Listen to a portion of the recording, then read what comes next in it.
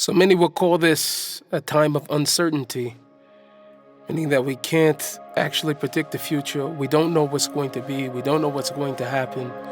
There is something that's very, very different though. For the Jewish people, we're told that we always have times of certainty, but it depends on who we are. It says in the Navi that those who are Batach Hashem, those who place their trust in Hashem, He will be their bitachon. Hashem will be their security. Hashem will be that comforting security blanket for all of those who put their trust in Hashem. The Gemara tells us that every day a bas kol calls out to every single one of us, Shuvu banim, return to me, my children. It's a very interesting thing that we learn from the Navi, both in Zechariah, I'm going to say the other time is in Malachi, at the beginning of Zechariah, and at the end of the Sefer Malachi, that Hashem tells us in the same lashon, return to me and I will return to you. If you will return to me, then I will return to you. Hashem is telling us ultimately that there's nothing more that He wants to do than to be with us, to have a Beis HaMikdash again, to have a Shekhinah, Hashra Shekhinah, Shemamash be with all of us. All of us should feel and be enveloped in the spirit of Hashem. Hashem wants that closeness, but it's on us. He says that if you want me to return, then you're going to have to make the first move. If you will return to me, then I will return to you.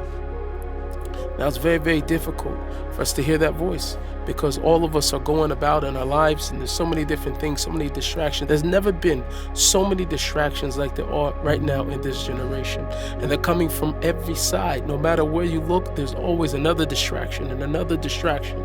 So because of that, it's very, very hard for us to hear that call and hard for us to hear that voice. Rabbi Nachman says that Hashem all day long is doing different things, throwing little hints and nuggets at a person in order that they will wake up and realize that Hashem is saying, please, Shuvu banim, Shuvu alai, return to me.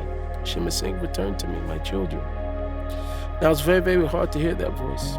If we look inside the Sefer Shmuel, we are told that right before Shmuel got his call to prophecy, that the Davar Hashem was very scarce, very hard to come by in those days, that even then there was a certain type of hiddenness that Hashem has sort of detracted Himself from the world.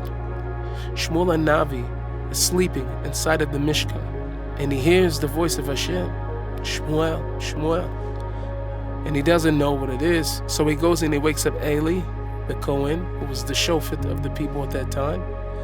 This happened to him 3 times. For Eli tells him, listen, I think what you're hearing is the voice of Hashem.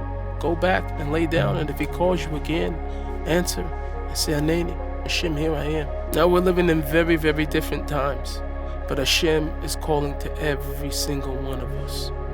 He's always speaking. Hashem never stops. There will never be a generation where Hashem will stop speaking to His children. One of the biggest differences between us and Shmuel HaNavi is that Shmuel HaNavi, we're told right before he gets this call, did everything in his power to get close to Hashem. And the more and more that he did, the more tefillas, the more avoda that he was doing was bringing Hashem more and more and more into his makom. Sometimes we have to clear space. There was an incident that happened to me many years ago. I was living in Yerushalayim, and I used to host Bacham, maybe 30 to 40 Bacham. Every single Friday night, yeshiva boys will come to me, American boys will come to me, and they will come eat with me. And it just so happened that one day, I was at Osha'ad. I grabbed a bunch of groceries. I had stuffed 2 carts because I had to feed a lot of boys.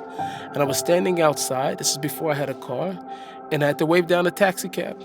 And I already said to myself that I'm going to have to take 2 taxis because I have way too many things. So I finally waved down one taxi driver. He comes over to me and I tell him, I said, listen, I need to fill up your car and then I need to get another taxi if you don't mind waiting. He says, ma pitom, you can put everything in my trunk, my bagage. So we take everything and we start putting it in and I'm telling him, there's no room. Ein makom, ein makom. He's saying, yesh makom. I'm saying, ein makom. He's saying, yesh makom. I'm saying, ein makom. And we're going back and forth. Yesh makom, ein makom, yesh makom, ein makom. And all of a sudden, I look up and I see both of the shopping carts are empty. And all of my groceries are just stuffed inside of his trunk. Things are falling out, falling down. And I said to myself, I can't believe it. So finally, He shuts the trunk. I don't know what he smashed. I get into the car, and I'm on my way there. But since I already told him that I was going to have another taxi come, he says to me, hey, you have to pay me the price of 2 taxis. I said, why? So this was the next argument. In the end, I gave up, and I paid him the price of 2 taxis. I went home that night, and I remember I was in my living room, and I tried to spend every day at least an hour of just some alone time with Hashem, speaking to Him, talking to Him from my own heart. So I remember I was walking back and forth in my room, and the rhythm started to play in my head. Yesh makom, ein makom, yesh makom, ein makom, yesh makom. And I started to laugh. But then I started to think. I said that this is not an argument between me and this man. This is an argument that each and every one of us have with Hashem every single day. That Hashem is saying to us, Yesh makom. And we're saying to Him, Ein makom. I'm busy. Yesh makom, ein makom, yesh makom. We're saying this all the time to Hashem, and Hashem is saying, if you would only make some room for me, if you would only make some room for me. So it's incumbent on all of us to make room for Hashem, that Hashem should be in our life, that Hashem should dwell with us. And during this time, allow Hashem to come and comfort us. We need Hashem. We don't need anything else. Those who are batach Hashem, those who will put their trust in Hashem, Hashem will be their bitachon, Hashem will be their security. Hashem will be the one to hug us. Hashem will be the one to comfort us. Hashem will be the one to give us every single thing that we need. We just have to make room for Hashem. We shall all be zoch to make room for Hashem.